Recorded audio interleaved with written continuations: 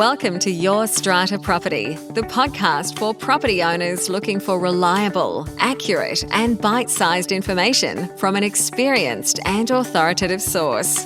To access previous episodes and useful strata tips, go to www.yourstrataproperty.com.au. Hello and welcome. I'm Amanda Farmer, your podcast host, and this week I am delighted to be bringing you a waterproofing expert.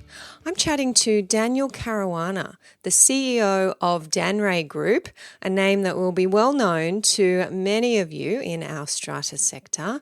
Danrae protects buildings and structures from water leaks. Very important work.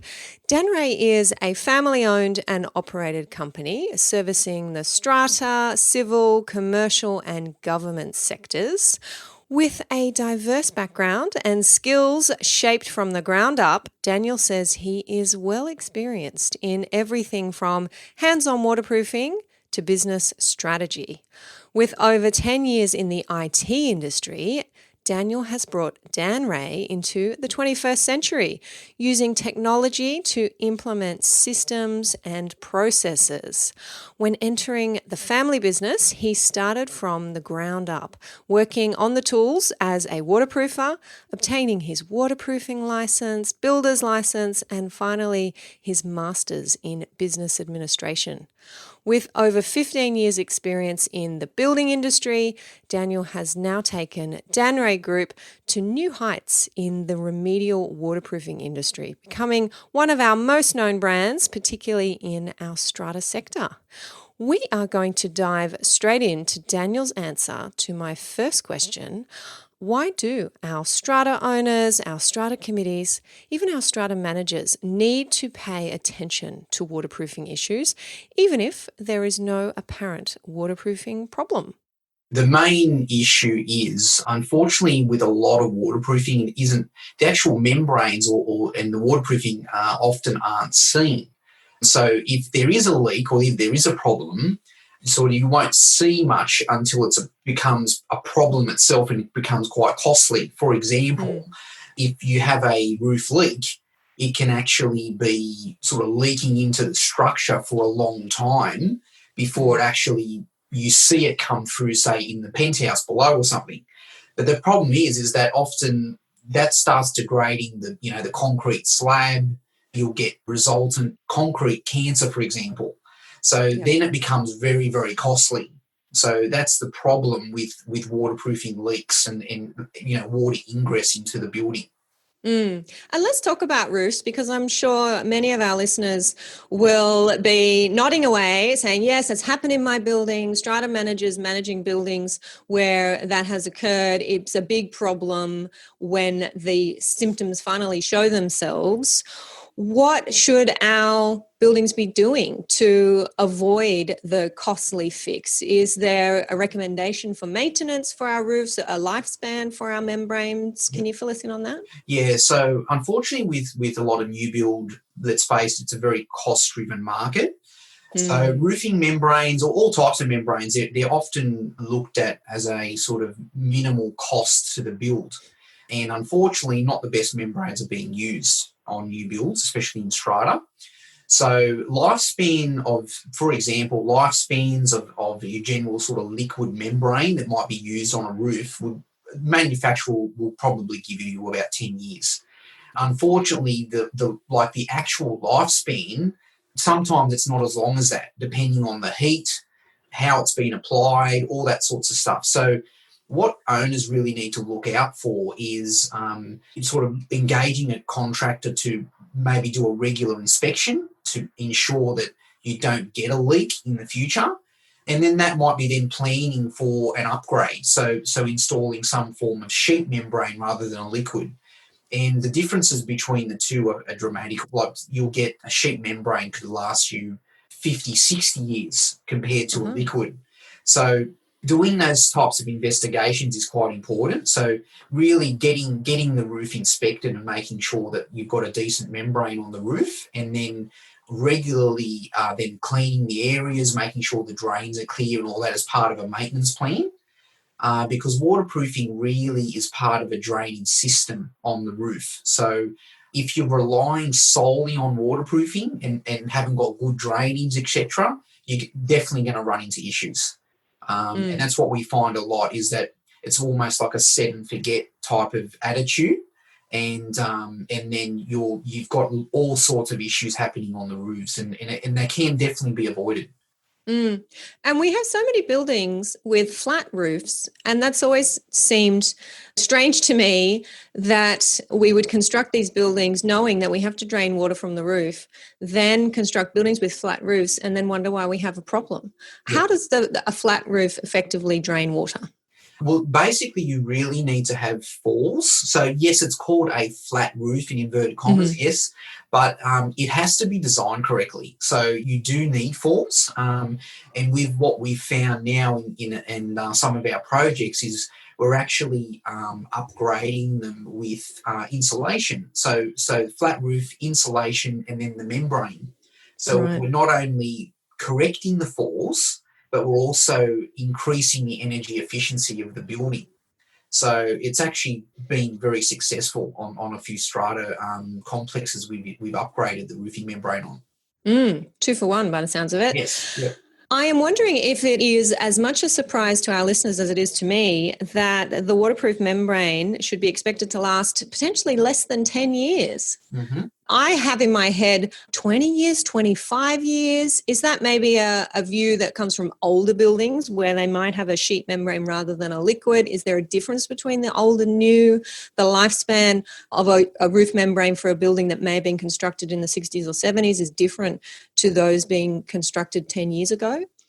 Yeah, I think a lot of that actually comes from the legislation. So if you look at the current legislation now, you've got the builder's warranty. So the builder's warranty is 6 years on a residential building. And then you've also got the waterproofer, or waterproofing is considered a structural item on a building. So we have to match the builder. So we're also considered, as a minimum on residential, will be 6 years. Now, when you say the life expectancy of a membrane, generally speaking, like I said, with liquids, generally 10 years. However, like yourself, I would expect a membrane to last a lot longer than that. So generally, in the industry, a builder might opt for a liquid because it will last the 6 years warranty. So it's sort of like a catch-22. So he's only allowing what's necessary for his budget and costs as well. But unfortunately for the owners, they're almost left holding the bag of defects after the 6 years. Yes. So unfortunately in the new build environment, and that's the whole point of legislation now, will be to sort of really ensure that our owners are protected with a longer lifespan type of waterproofing, hence sheet membranes, etc. So I think the changes are coming. Yes, and there is something, Daniel, you filled me in this raft of reforms in New South Wales that Building Commissioner David Chandler has championed and made happen, essentially, that is unique to waterproofing, or waterproofing plays a role in those reforms. What is that exactly? Can you share that with our listeners? Yeah, so the Building Commissioner will now have powers to actually halt building. So he'll be able to walk onto a site and actually stop the site if he sees one of three areas of an issue, one being waterproofing, the other one will be structural defects, and the other will be fire certification. So he's actually going on to Class 2 buildings, which are essentially high-rise residential now, and he will actually be inspecting certain builders and ensuring that everything is to code. So, for example, if a waterproofing membrane is specified for a project, does the builder have all the data sheets required and understand the detail required to install that membrane and ensure that he's monitoring the contractor? So there's certain things that he is looking out for, and waterproofing is one of the three, the big ones. And that, of course, being included because water leaks, water ingress was identified as one of the major, if not the major issue in the academic research that was being done around building defects last year and being released last year. So it's good to see that that's found its unique place in those reforms. Yeah, 100%. All right, so that is the need to know on roofs. Thank you, Daniel. What about balconies? That's another area where I see owners, buildings, managers really struggling. Tell us about balcony waterproofing and what we can do to try and ease the burdens and the pain there. Yeah, balcony waterproofing, another big one. We see a lot of leaks happening there, especially what we term as salting or efflorescence. And that's when you see the white salting come through on balconies. That is considered a defect now, whereas before it wasn't required to waterproof the tile screed. So if you think of the build-up of a balcony, you would have the concrete slab, the waterproofing, the tiling your screed, so it falls to the balcony, and then you'd have the tiles. So what would happen is you'd get moisture into the tiling screed, which then starts to react with the cement in the tile bed, which then brings out the salting from the cement, and then you'd see all the white salts come through. So we see a lot of that happening, and also the actual leaks are occurring often because of movement. So either the membrane hasn't been applied correctly or the wrong type of membrane's being used. So we would definitely advise some form of sheet membrane on a balcony as well, because it's external, it's exposed to the weather. And often the detailing around the door entry from the balcony into the living space is not detailed correctly. Or the way the building's being built, you'll get a crack or cracking along that door threshold, which causes a leak into the apartment as well. So top tips there would be definitely the right membrane or a sheet membrane to use. And often what we're finding is, if possible, try to steer away from the quick fix, because then you'll be reapplying the membrane again anyway. It's probably after 12 months. And the cost of digging up all the tiles is correct. major. Yep, correct. Yep. Did you say there, Daniel, that unless the screed is waterproofed, then that's a building defect? Does that mean that there's two layers of waterproofing, or the waterproofing is just in a different area? Well, it's actually both. You can have waterproofing on top of the screed. So we can use special membranes that you can install on top of the screed and then bond the tiles directly to the membrane. So we can do that option, and that provides two benefits. One, obviously the balcony is waterproofed with a better membrane, but also you're not allowing moisture into the tile screed. So that pretty much stops the efflorescence coming out. In your sort of standard install, generally you'd install a membrane based on the concrete slab, and then we install what's called a moisture barrier membrane. So like a liquid that gets painted on, but then just stops the efflorescence coming through the tile bed as well. So there are both options. Good. Why do we have these problems with incorrect installation of membranes, particularly when it comes to balconies? We see the same thing happen in bathrooms, bathroom renovations. Is there a problem here when it comes to the qualifications, the experience of waterproofers? What qualification, if any, is required? Good. Very, very good question. In the waterproofing industry, there is currently a traineeship, which is 2 years, and then you can get your license. The unfortunate thing with the trade at the moment is there's just not enough experience in 2 years. You simply cannot get enough knowledge of waterproofing in the 2 years. So we have internally, we actually have almost like a 4-year apprenticeship within our business. However, in the industry itself, if you're doing enough, say, bathrooms, and, any guy with sort of a brush can pick it up, paint on a liquid, do his 2-year traineeship, and pretty much come out with a waterproofer's license. And if you have that license, you can then provide the certificate that says Correct. this waterproofing has been done correctly. Correct, yes. So that's just how the industry is, unfortunately, at the moment. There are measures being taken to improve that. However, what we're finding is that is partly the reason why remediation is growing 10% year on year, is the figures I've read. So being a remediation contractor ourselves, we've obviously taken waterproofing quite seriously, but we're also builders. So we understand what's important, I think, with the industry at the moment is a lot of waterproofers don't actually understand building combined with waterproofing and what the effects have and getting that waterproofing right. So I think that's a big component of it. And I do see strata managers in particular and committees struggle to be comfortable that the certificate that they're getting, that the contractor who is apparently licensed is properly experienced, properly qualified to be doing such important work. Right. So hopefully that's something that we see change down the track, maybe similar to what we've seen with our fire safety professionals. And that's something that we've talked about on the podcast, with there being now an accreditation system and a more rigorous system for training and education. Maybe that's on the horizon for our waterproofers too. Agree. I'd like to see a 4-year apprenticeship, like a proper trade, and at least a year working for an accredited waterproofing company to get the apprenticeship complete. Yep. I think that's very important. Sounds sensible. Now, Daniel, you are working with buildings managers regularly. What do you see is the big challenge that owners are facing when it comes to waterproofing projects, and how do you help them overcome that challenge?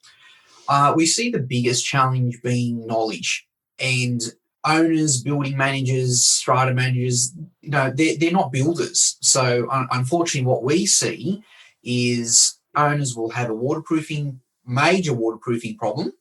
The strata will go out to tender and they'll get 3 different quotes, 3 different types of membranes, 3 different ways to fix the problem. Right. And often the choice that gets made is, let's go for the cheapest. So let's not have to raise as much money in our special levy. We'll go for the cheapest. I think, from what we can see, yes, he's warranting the work. It's going to be waterproof, and let's do that. So then what we find is, one, again, the wrong solutions proposed, the wrong membrane, and they're just not getting what they're paying for. They're not getting the longevity out of the installation. So that's, I would say, one of the biggest issues we find. The other issue, what we find also, is an owner will contact strata and say, my balcony is leaking. There's a work order that gets released, and then to the contractor, the balcony is leaking, fix it. Contractor goes out, fixes the balcony. The balcony wasn't the cause of the leak. So things like that. So the investigative process has to be done up front. Yep. Yes, it will cost a little bit of money up front, but the cost of rectification of an area that doesn't need it, goes without saying, right? So they're the 2 major issues we see. And I can see how taking the time and indeed spending the money on that investigative process, on what I understand would be a technical specification, a proper scope of work, having that prepared so that then when you are seeking tenders for the actual work, you're comparing apples with apples rather than getting, as you said, 3 different quotes for actually 3 different things. I see buildings make that mistake time and again, thinking that they're saving money when really at the end of the day, they're just causing themselves another headache.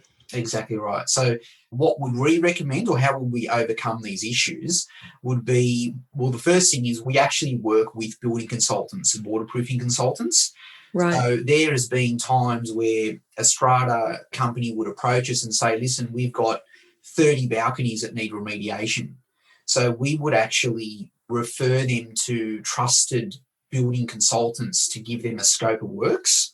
And look, that may be seen as we're throwing away work, but in our mind, it's not really. We're actually giving the owners the best chance of actually getting the job done correctly. So yes, they're trusted consultants, and we would likely be involved in the tender process. However, it gives the owners the opportunity to get 3 quotes, compare apples for apples, and they know that they're working with a trusted engineer, basically, that is going to recommend the right solution. So in that respect, that's what we would do. And then we're all working to providing a solution long term rather than just the cheapest, which is exactly what we want to do. Yep. Sounds like a sensible approach and a really good tip there for our owners corporations to go about this project, these kinds of projects in the right way. Daniel, can you share a client story with us, a win perhaps that our listeners might be able to learn from? Yeah, definitely. We took on a job for an apartment block in Cooper Street. Surrey Hills in Sydney? Surrey Hills, that's the one. Yep. Yeah, so they had quite an interesting roof, actually. So this roof had a tennis court, a pool, and a decking around the pool. Massive issues. They had pooling water in areas, membrane leaking into the units below everywhere. They had rubbish on the roof, lots of stuff going on. We were actually the third contractor to look at this roof. They had a scope drawn up by a consultant, which was very good. And then what we did was we then installed a new torch-on membrane around the edge of the building. And then we installed what's called a PVC membrane. So it's a little bit thinner, a type of membrane under the tennis court. So that way you wouldn't get, with a torch-on, unfortunately, it's quite thick. So we installed a PVC under the tennis court so you wouldn't get your tennis balls bouncing everywhere every time it hit a joint. So we redid that for them, and we were able to get new membrane underneath their pool decking. So we actually were able to jack up the pool deck and slide the torch-on membrane under the pool deck. And then to finish off, we actually installed new decking as well, and also a new tiling paver system over the torch-on. So because we're licensed builders, we can actually project manage the whole job and have the in-house sort of waterproofing knowledge as well. So the peace of mind for them was obviously they're just dealing with one contractor that could do the lot pretty much. Yep. And one point I will make is the finishes of the membrane. So we find in these types of scenarios on this job, they use these areas as entertainment, or, they go up on the roof and they, watch fireworks, have parties, things like that. Yep. And that's okay. It's just that you need to ensure that you've got the right finishes on the roof. So if you just got an exposed membrane, the owners have to be aware of that. Do we put tiles over it? Do we, pay the system, all that kind of thing for the foot traffic and all that? Because you don't want to be installing a membrane where with all the foot traffic, you're actually damaging it, obviously. Yes. So they're the types of things you've got to consider in the design of the solution. So in this case, it worked out perfectly, and the owners were over the moon because they could use the whole area. Once they had all the pavers in place and the new decking, so that they were over the moon with it. Yeah, and there's a good lesson or perhaps warning there for residents in buildings where you might think it's a great idea to start making use of your rooftop area. You think, it's nice and sunny up there. We have access, there's a good view. We can put a table and chair. We can start using it for socializing. Is it actually designed for that purpose? Have you got the right membrane? Are you damaging a membrane that shouldn't be used in that way? So it's something that I doubt many think about when they have these bright ideas. Very true. Very true. And you mentioned there, Daniel, with this building, you were the third contractor. Were you the third contractor to do work on the waterproofing? Because I see that a lot with waterproofing, that buildings get so frustrated. This is the second or third time they've tried to stop their roof leaking and it's not working and they don't understand why. Yes, so we were the third contractor to actually not only... So this is the thing. They'd already spent hundreds of thousands of dollars. So this was a project. So they had two other contractors do project work on the waterproofing, and we were the third contractor to actually come in and remediate the issue. Yeah, very frustrating for owners. I think the recognition that this is a complex component of our buildings and that you need the right people with the right qualifications and experience. And it's one of those jobs that done on the cheap, never a good idea. I would think if you're going to spend some money, this is where you want to spend it. Agree. Just think about what you're protecting is the key. Waterproofing will protect the building, so just have a think about it. So true. Excellent. Well, thank you so much for joining us, Daniel, and sharing all of your knowledge with us. Do let us know how our listeners can find out more about you and about Danrae. And if there's anything you want to add before we wrap up, go ahead. Well, thanks, Amanda. I suppose the best place to start is our website. So www.Danrae Group, that's DANRAE, group.com.au, or give us a call, 1-800-326-723. And really just the last tip is don't be afraid to involve the contractor or bring them in and meet the owners or the EC and really help you understand what they're doing. So don't be afraid to do that. Yep, and explain why perhaps it might be costing a little bit more than they expected or than they want it to cost, but it is money well spent. Definitely. Thanks so much, Daniel. I will chat to you again soon, hopefully. Thanks again, Amanda. Thank you for listening to Your Strata Property, the podcast which consistently delivers to property owners reliable and accurate information about their strata property.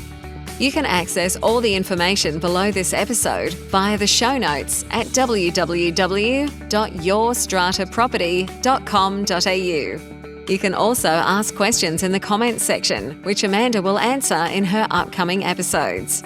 How can Amanda help you today?